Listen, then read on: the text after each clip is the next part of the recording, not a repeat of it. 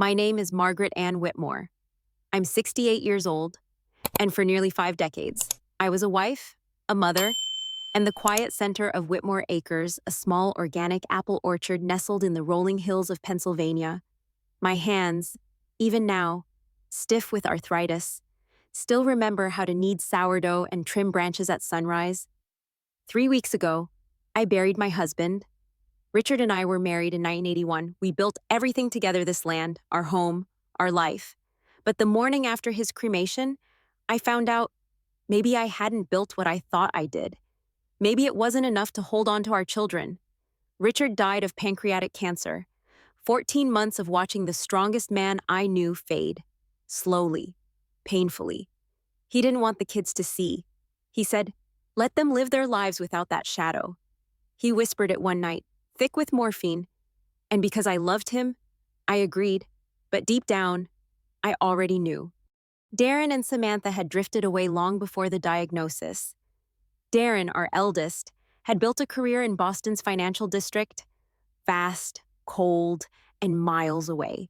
He hadn't been home for more than a few weekends in over 10 years. Samantha bounced between failed wellness startups, always supported by Richard's savings, always needing just one more loan. I thought maybe grief would bring them back to something real. Back to the orchard, family dinners, this house which Richard and I poured our hearts into. But when they arrived for the funeral, they weren't mourning their father. They were calculating. That night, I sat alone in the kitchen, just me and the old wooden table. I told them we could go through Richard's things together the next morning. A small gesture. A mother's attempt to make space for memory. But they had other plans. The next day, morning sun spilled through the lace curtains Richard and I had picked out together, 30 years ago. I made coffee regular, the kind Richard loved, not the imported blend Darren brought from Boston. I waited. They came downstairs like they were heading to a board meeting. Darren wore a blazer. Samantha had on silk and curled hair. "Mom," Darren said, placing his mug down like a contract. "We've been talking." Samantha glanced at him, then at me. "We think it's time to settle things. The estate, the business, the house." I blinked. Settle things. "It's practical," Darren added. "You can't run the orchard alone. It's too much. Mom, it's just too much for someone your age, my age. I had pruned trees in the snow, hauled crates in July heat, managed payroll when we couldn't afford help, made pies, drove tractors, worked farmers markets, delivered to local food banks. But now, my age, we want you to feel comfortable." Samantha chimed in. Her voice sounded like a sales pitch. "There's a great retirement community, 2 hours south, Sunnyvale Estates, activities. Friends your age." I stood up, collected the breakfast plates. My hands trembled not from age, but betrayal. Then Darren pulled out a folder. "Dad talked to me about this last year," he said softly. He wanted Melissa and me to take over. He slid the papers toward me. His corporate letterhead, Richard's signature at the bottom. Too perfect. Richard hadn't signed anything clearly in months. Not since the morphine. "This isn't from our family lawyer," I said. He signed it while lucid. Darren pushed. "He wanted this." Samantha said quickly, "A fresh start. There's a developer. $7 million for the land. We'd be set. You'd be cared for. $7 million. They wanted to sell the orchard. Flatten it. Turn Richard's life's work into cul-de-sacs. You're talking about selling your father's legacy." I said, "Mom, be reasonable," Darren replied. "The orchard can't last forever." Something stirred in me. A burn I hadn't felt since the day I chased a fox from the hen house with a broom and a shout. I looked them both in the eye. "Show me the will." Darren hesitated, then slid it forward again. I didn't touch it. "I'm going to bed." I said, "We'll talk tomorrow." But I knew there would be no tomorrow. They weren't grieving. They were executing a plan. That night, I lay awake in the bed Richard and I had shared for decades, listened to the creak of the walls, the wind in the trees, all familiar. But the silence in my children's hearts, that was foreign. By morning, the smell of coffee drifted through the house, not warm, bitter, imported. When I came downstairs, they were dressed, bags packed, not mine. We packed a few essentials. Samantha chirped. We thought we'd drive you to Sunnyvale today, just to look. You don't have to decide yet, Darren added. I'm not going to a retirement community, I said, pouring myself a cup. Mom, be sensible, Darren said. The paperwork is already done. We close with the developers next week. You can't stay here. I've lived my entire adult life here. I said, calm, steady. This is my house. It's all of ours, Darren said flatly. Dad left us the business. It's time to let go. I looked at him, not as the boy who used to ask about bees and frost, but as a man who saw me as an inconvenience, a problem to be moved. I need my medication, I said, stepping back. And I'd like to gather some family photos. Samantha nodded. Take whatever you want. We'll ship the rest. Upstairs. I didn't cry. I grabbed my meds and something else. Hidden behind a panel in the bathroom cabinet, something Richard and I tucked away decades ago. Just in case, my passport, my birth certificate, and a fireproof box. Inside leverage, a deed, 20 acres of land in my maiden name, with water rights, land they didn't know about. When I came back down, my purse was heavier, but my heart felt lighter. Ready, Darren asked. Sure, I said, letting Samantha take my arm. They thought I was beaten, but I was just beginning. We drove past the fields, just beginning to bloom, past the little white church where I once taught Sunday school, past the library where I read to neighborhood kids every Tuesday. But instead of merging onto the main highway toward Sunnyvale, Darren veered onto a back road, gravel, empty. 20 minutes later, the car slowed to a stop on the shoulder of a wide, vacant field. Darren put the car in park. This is where you get off, he said. Just like that, like he was announcing a stoplight. Samantha smiled, but it faltered. The house, the business, it's ours now. I blinked. What she'll contest the will, Darren muttered. Create drama? We can't let that happen. She has clothes, meds. There's a gas station 5 miles up the road. I opened the door, and they drove off. Left me standing there, dust curling behind the tires, a chill creeping up my spine, a suitcase I hadn't packed, just the essentials they'd chosen for me. But I wasn't afraid. I wasn't broken. I was free.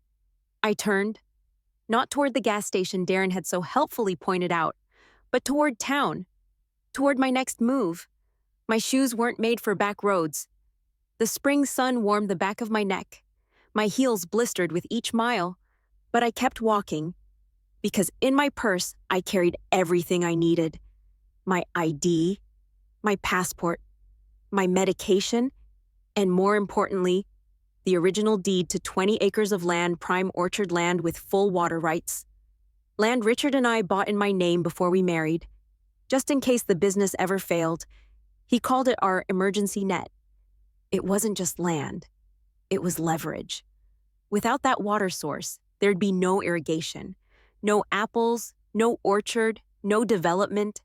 Darren and Samantha thought they had me cornered, but they didn't understand the ground beneath their own feet. They didn't understand legacy. I did. Nearly 2 hours later, I reached Hazelbrook, blisters on both feet, sweat soaked through my shirt, but I made it. First stop Miller's Gas and Grocery, still the same chipped paint, still the same hand-painted Apple's WAR 99 sign, still Ray Miller behind the counter.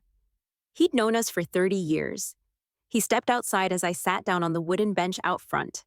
He squinted. Mrs. Whitmore, you okay? You look a little pale. I'm fine. Ray? Just resting. It's been a long day. He glanced at the suitcase, then back at me. I'm real sorry about Richard. He was a good man. Yes, I said quietly. Yes, he was. A pause. You need the phone, he asked gently. I nodded.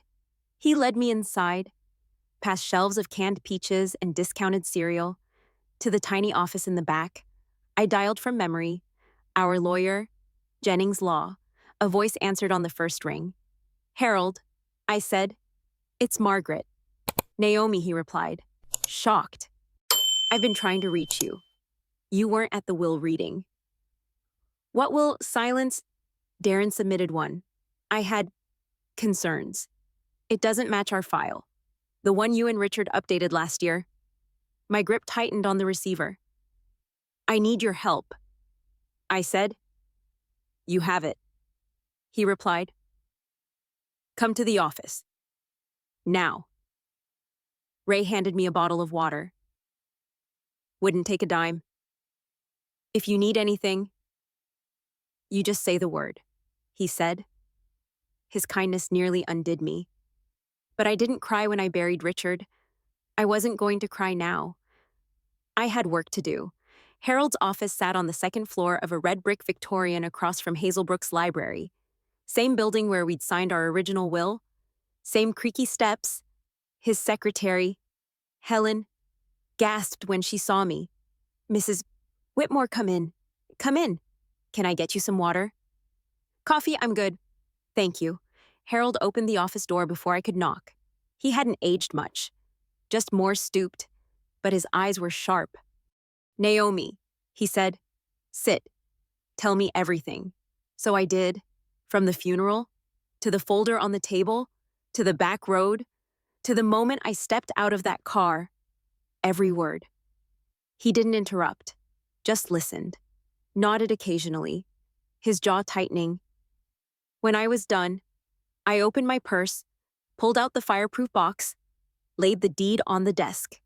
He stared at it like it was the Declaration of Independence. This, he said slowly, is gold. It's more than that. I said, it's mine. He nodded. With the water rights and zoning, this changes everything. The developer can't move forward without this. I know. Harold leaned back, tapped the corner of the paper, the will Darren submitted. I suspected forgery. Too clean, too crisp. That signature isn't Richard's. Not after all that morphine. We'll challenge it, he said, but that takes time. In the meantime, we use this. He held the deed in both hands, like a weapon. You still own the most important piece of the puzzle. They can't sell. They can't build. Not without your consent. I looked out the window, saw a young couple walking hand in hand across the street. Unaware of the storm that had just begun inside this office, I don't want revenge. Harold, I said, I want the truth, and I want peace. You'll have both, he promised. Let's start now. By noon the next day, Harold filed an emergency order, a legal freeze on any transfer of ownership involving Whitmore Acres. A courier hand-delivered notices to the development firm Darren and Samantha had been dealing with. By sundown, the transaction was suspended, the developer scrambled, their lawyers began circling. Questions piled up fast. Harold met them with answers. The property is not as represented, he told them flatly. Critical acreage is owned separately. Water rights are non-transferable. And your sellers, my client's children, lack full authority to close. It wasn't personal, it was legal. And that was enough. That evening, a message popped up on the prepaid phone I bought at Miller's. It was from Samantha. The first since they left me on the roadside. Mom, please call. We need to talk. Darren is freaking out. We didn't know about the other land. Can we just fix this? No apology. No ownership. Just panic. Their plan was unraveling. I didn't reply.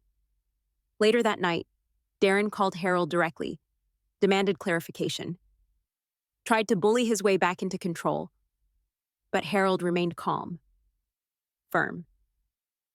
All communications will go through legal channels now. Mr. Whitmore. They were realizing, slowly but surely, they'd made a critical mistake. I thought I had nothing left.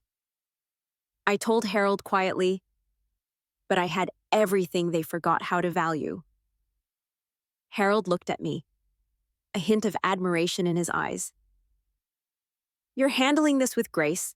Naomi, most people would have burned it all down. I smiled.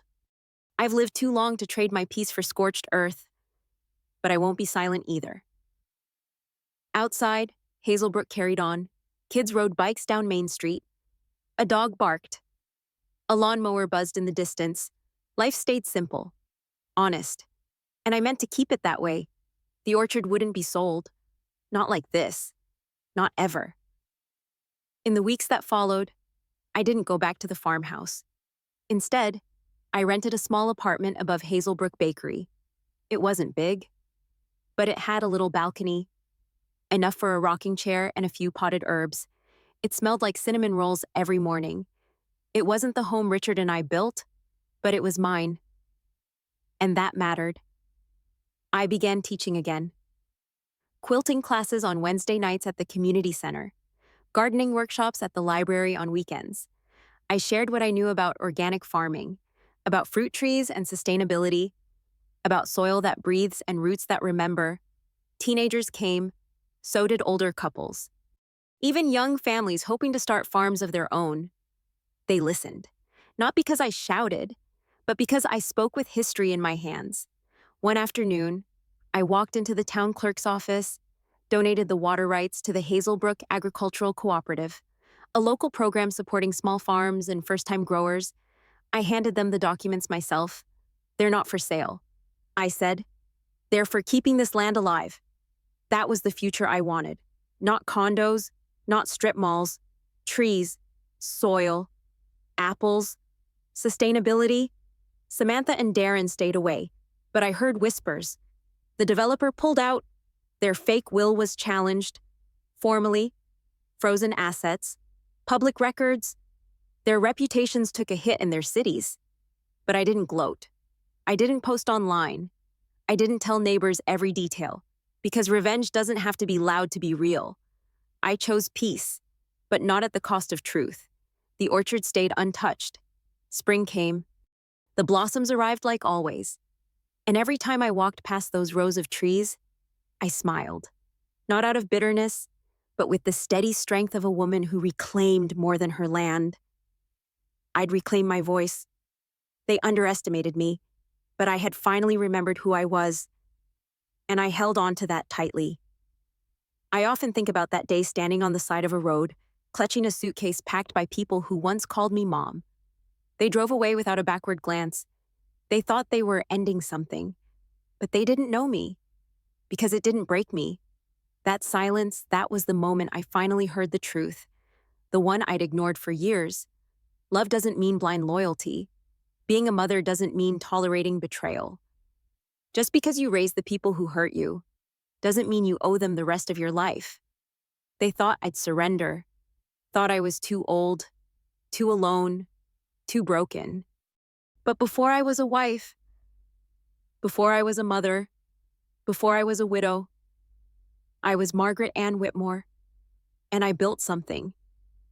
With my hands, with my mind, and with my whole heart, and I never needed to raise my voice to be strong.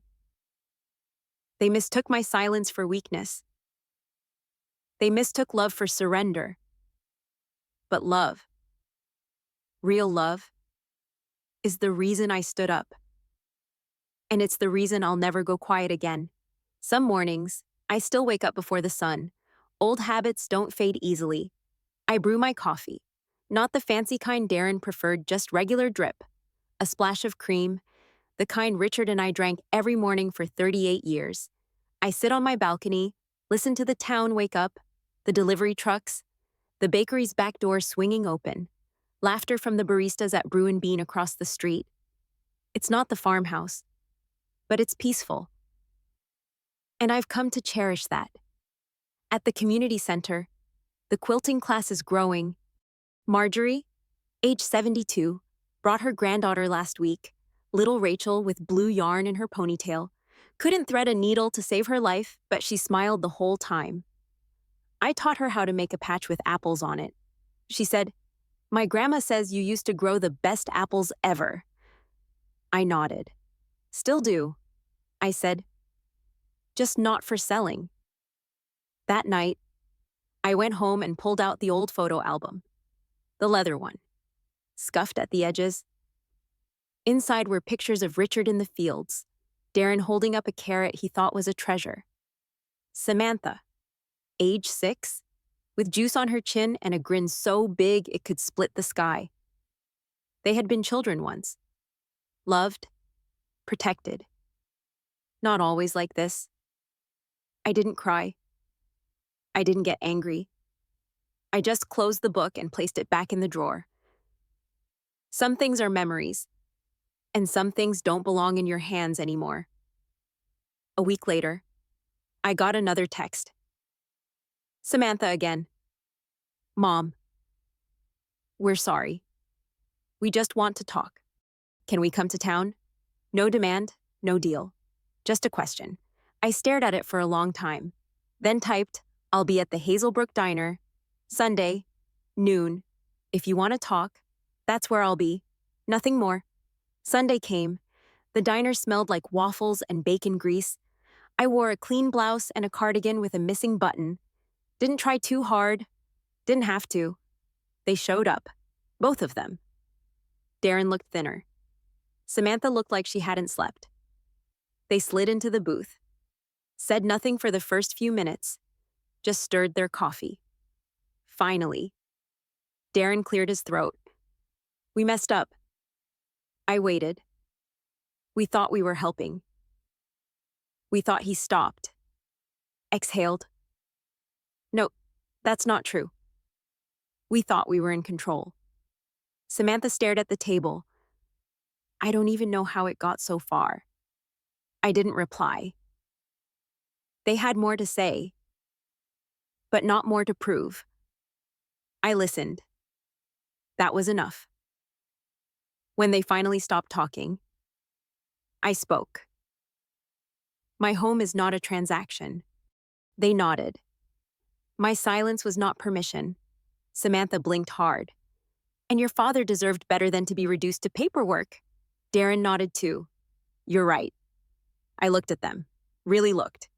2 adults, flawed, fragile, and for the first time in a long time, I saw pieces of my children again. I didn't forgive them. Not right then. But I saw them. That was enough for now. I stood, pulled a $10 bill from my wallet, left it on the table. Breakfast is on me today, I said. Don't expect it again. I walked out before they could follow, back into the warm breeze, the town humming around me. Later that afternoon, I made a pie. Just one, gala apples, a touch of cinnamon, lattice top. I dropped it off at the community pantry on 2nd Street. Told the volunteer behind the desk, give it to someone who needs to feel remembered. She smiled. Always do. That night, I sat on the porch again, the sun setting slow over Hazelbrook, the scent of pie still in my sleeves, and I thought about all the women like me, the ones who gave everything, who were quiet, steady, forgotten. Until they weren't. I thought about the orchard, still blooming, still standing, because I stood too. Not loud, not cruel, but unmovable. And sometimes, that's all it takes. The next morning, I walked to the edge of Whitmore Acres. The orchard was bathed in gold, early light glinting off the dew-drenched leaves. The trees were quiet, but they weren't still. Wind moved through the branches like a whisper I used to know, like Richard's voice when he said, let's plant one more row. I leaned against the old wooden fence, the same one Darren painted when he was 10, slathering whitewash everywhere except the boards. I closed my eyes, and I breathed. I wasn't coming back to reclaim the house. I wasn't coming back to harvest fruit. I came to remember. And to stand. Because I could. That afternoon, Harold called.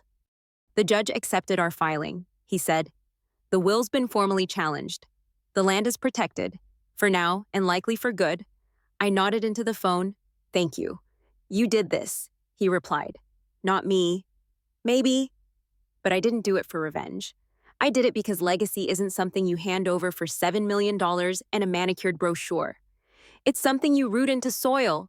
You water, you protect, and when others forget its worth, you remind them with action, not anger. I walked through Hazelbrook that week and people nodded, smiled, called me by name. Hey, Miss Margaret, still baking. You coming to the market on Saturday? I smiled back. Yes, yes, I am. That weekend, I stood beside a folding table outside the farmer's market. A cardboard sign read, Orchard Wisdom. Ask me anything. People came, not because I had the newest apples, but because I remembered how to grow them. Teenagers asked about compost. Retirees asked how to revive old peach trees. One little boy asked if trees could feel hugs. I told him, not the way we do, but I think they remember warmth. He hugged the nearest trunk anyway. Smart kid. Later that night, I received a letter, not an email, a letter, handwritten, postmarked from Boston. It was from Darren. Mom, it began. I can't undo what we did. I know that now, but I've been thinking about that stretch of road. The dust, the silence, and the look on your face. I don't know how I ever mistook your strength for fragility. I want to learn again. From you. From the land. I'm sorry. Love, Darren. I folded it gently, tucked it into the back of the deed, not to forget, but to remind myself that some seeds bloom late. And forgiveness isn't soft, it's a choice. One I could make in time. Samantha came by the next week. She didn't knock. She just left a small bag on my doorstep. Inside a handmade lavender sachet and a photo. Us. From long ago. Me, Richard, the kids, all four of us on the tractor, smiling, before ego, before money, before the orchard was ever in question. I didn't cry. I pressed the photo against my chest and breathed deep. The lavender helped.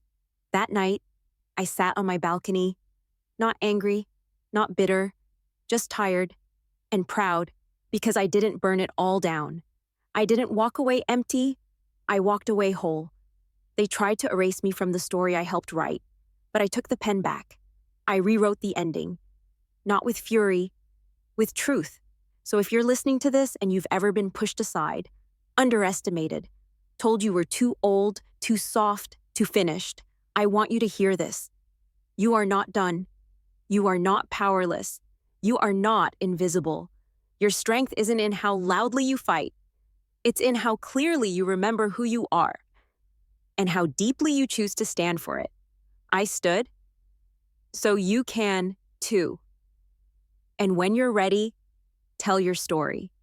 It might be the very thing someone else needs to hear. My orchard still stands. My name is Margaret Ann Whitmore, and I'm not finished yet.